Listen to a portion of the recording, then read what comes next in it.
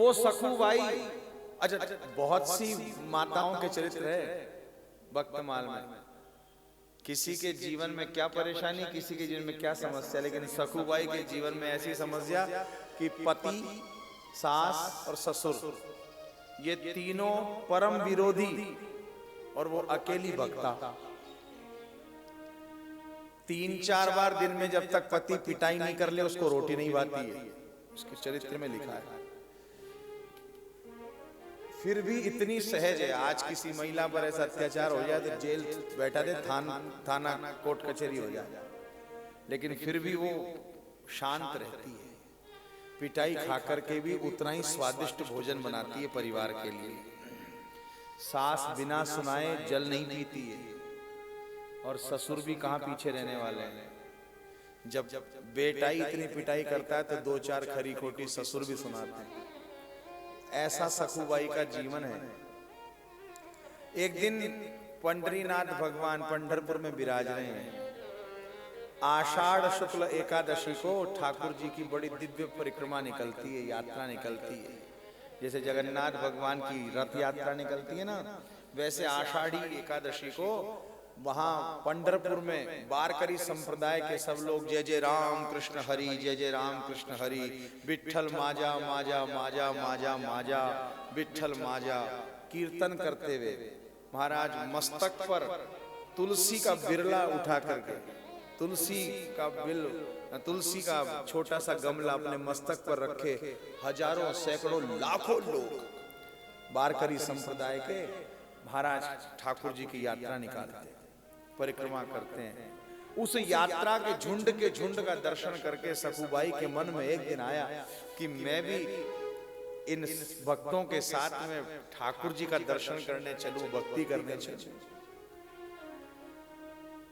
सखुबाई घर से बाहर चली भी गई चुपचाप, लेकिन कुछ पड़ोसी होते ही ऐसे हैं जो भगत पे यही ध्यान रखते हैं कि इसने कब खाया, कब छींका, इसका हिसाब किताब क्या है, कब उठता है, कब सोता है।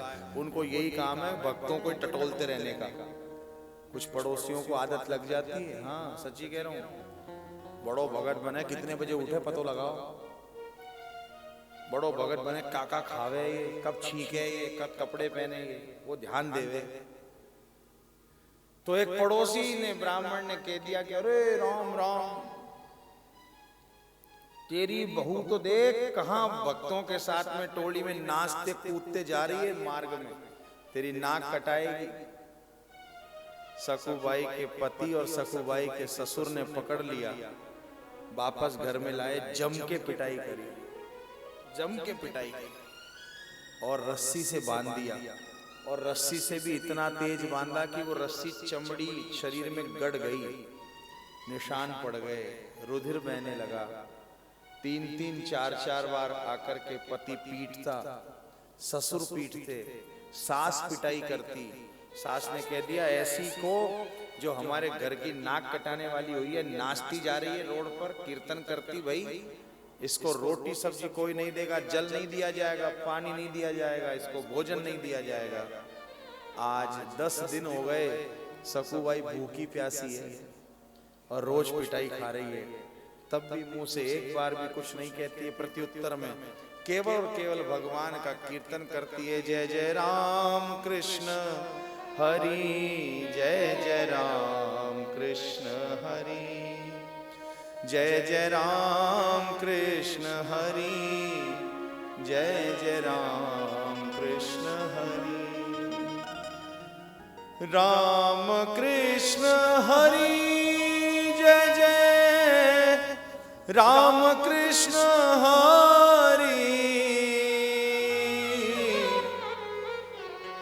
राम कृष्ण हरि, जय जय राम कृष्ण हरि, राम कृष्ण हरि, जय जय राम कृष्ण हरि, राम कृष्ण हरि, जय जय राम कृष्ण हरि,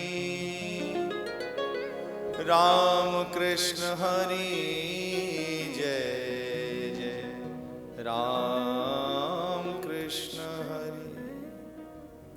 यही लक्ष्मी नारायण जो अंदर बैठे ना, यही प्रकट हो गए। मन में आ गई द्वारिकाधीश के कि मेरी भक्ता मेरे को पुकार रही है। रहा नहीं गया ठाकुर जी से, और भगवान ने कहा रुक्मिणी मैं एक विशिष्ट कार्य को बनाने जा रहा हूं, तुझे मेरा कुछ समय का वियोग होगा, तुझे मुझसे अलग रहना पड़ेगा। रुक्मिणी जी बोली कहां जा रहे हो? बोले एक भक्त है जिसका रूप बना करके कुछ दिन रहना पड़ेगा, क्योंकि वो मेरा दर्शन करना चाहती है। ठाकुर द्वारिकाधीश रुक्मिणी जी को समझा बुझा करके सुंदर सी सखी का वेश बना करके आए, और दौड़े भागे आए कहां, सीधे प्रकट हो गए कमरे में, जिस कमरे में बंदी थी सखूबाई।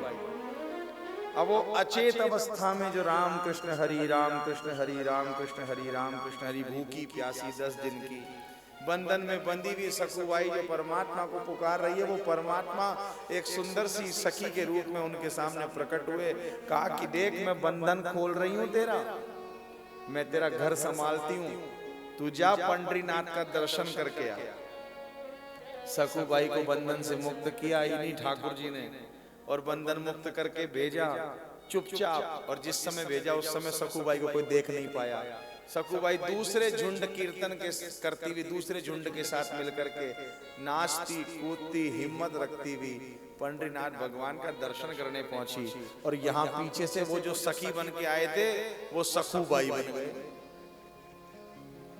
वो भक्त का दर्शन, वो भक्त भगवान का दर्शन करने गया तो वही परमात्मा भक्त बन गया, और भक्त बन करके क्या कर रहे हैं, वही पतले पतले फुलके बना रहे हैं।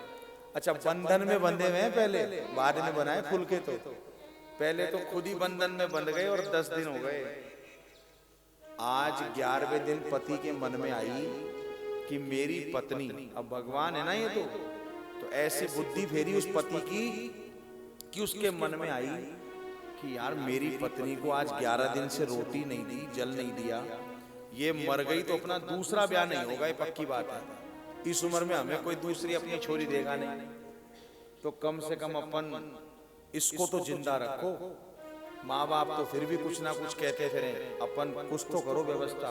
आज जल का गिलास, जल का लोटा और थाली में एक फुलका और साग लेकर के वही पति जो कल तक पीट रहा था, आज वही आया कमरे में, बंधन खोला, देख तू कई दिनों से भूखी प्यासी है, ले जल पी ले।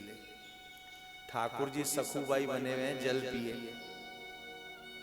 एक फुलका खाए, साग खाए, फिर अपने पति के हाथ जोड़े, पैर पकड़े, जैसा सखूबाई करती वैसा ही कर रहे ठाकुर जी। जिस जगत नियंता जगदाधार के दुनिया पैर पड़े, आज वो सखूबाई बन करके पति के पैर लग रहे। सास आई, उसने 2-4 चमाटे लगाए, आज ठाकुर जी ने उस वक्त के लिए पिटाई खाई। ससुर आया, उसने खरी खोटी सुनाई, आज ठाकुर जी ने वो भी सुनी। और जैसा सखूबाई रह सकती है वैसा का वैसा कार्य भगवान कर रहे हैं।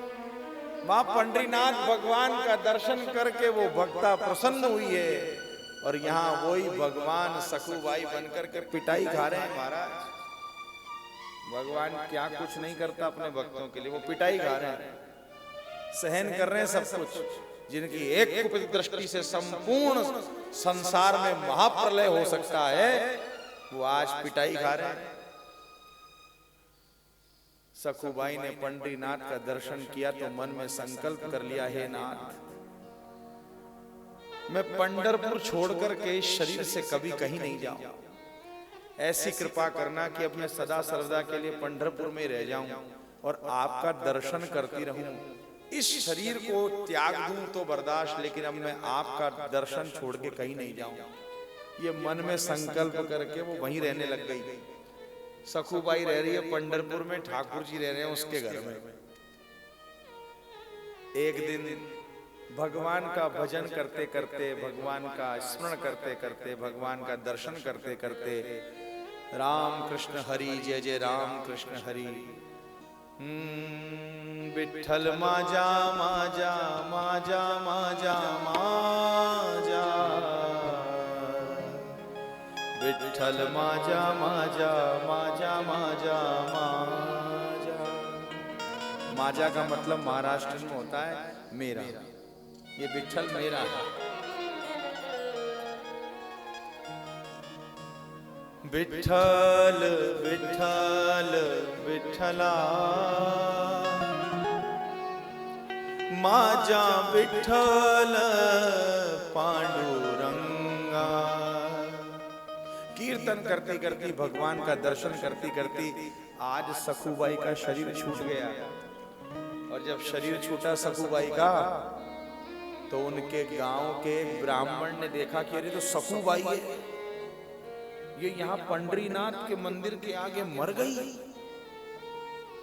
महाराज उस ब्राह्मण देव ने अंतिम संस्कार किया और जब सारा अंतिम संस्कार कर दिया तो वहीं कृष्णा नदी के तट पर अस्थि विसर्जन कर दिया। कृष्णा नदी में अस्थि विसर्जन हो गया, उसको सब कुछ हो गया। अब द्वारिकाधीश की अर्धांगनी रुक्मिणी जी को लगा पति बहुत समय से गए, लंबा वियोग हो गया, आए नहीं लौट कर। तो कमो कम द्वारकाधीश को तो बुला लें, तो देखा ओहो ये तो सखुबाई बने बैठे हैं। सखुबाई तो गई कब की भगवान के। तो आज उसी रुक्मिणी माता ने उसी सखुबाई की राख जो शेष बची है शरीर की, उस राख में ही सखुबाई के पंच प्राण चेतन किए। ये है भगवान की भगवत्ता। आप ये मत समझ लेना कि ठाकुर ही सब कुछ कर रहे हैं। ठाकुरानी जो कर सकती है वो कोई नहीं कर सकता। रुक्मिणी जी ने उन्हीं राख में ही प्राण चेतन कर दिए सखुबाई के, और सखुबाई को पुनः जीवित कर दिया और कहा देख तेरा वचन था वो पूरा हुआ, तेरी बात ठाकुर जी ने रखी है। तेरा जो वचन था कि मैं ये शरीर छोड़ दूं भले ही, लेकिन पंढरपुर छोड़ के नहीं जाऊं, तो देख ले तेरी बात को ठाकुर जी ने रख लिया। तेरा शरीर छूट गया लेकिन तू पंढरपुर नहीं छोड़ पाई, लेकिन अभी नया शरीर तो हमारा दिया हुआ है ना। अब हमारा कहना मान बेटी, तू तेरे घर जा। सखुबाई भगवती माता रुक्मिणी को प्रणाम करके लौट करके आई। ठाकुर जी ने गले से लगाया और भगवान ने कहा अच्छा करिए आई दर्शन अच्छे से। बोले हाँ करिए। बोले अब तू तेरा घर संभाल, अब तेरे सास ससुर पति सबकी नियत बुद्धि हमने बदल दी है। क्यों? क्योंकि सखुबाई बने बने ठाकुर जी ने खूब बढ़िया पतले पतले फुलके बनाए, खूब बढ़िया बढ़िया साग बनाई और पूरे परिवार को जिमाई। और भगवान के द्वारा बना भोजन बेबुद्धि का भी खाए तो उसकी बुद्धि सही हो जाए, हैं? दुष्ट से दुष्ट भी भोग लगाए तो उसकी भी सद्बुद्धि आ जाए। तो महाराज इनकी बुद्धि कहाँ बेढंगी रहनी थी। ठाकुर जी ने कृपा करी, अपने हाथ से बना अन्न जब जिमाया तो सारे परिवार की बुद्धि शुद्ध हो गई।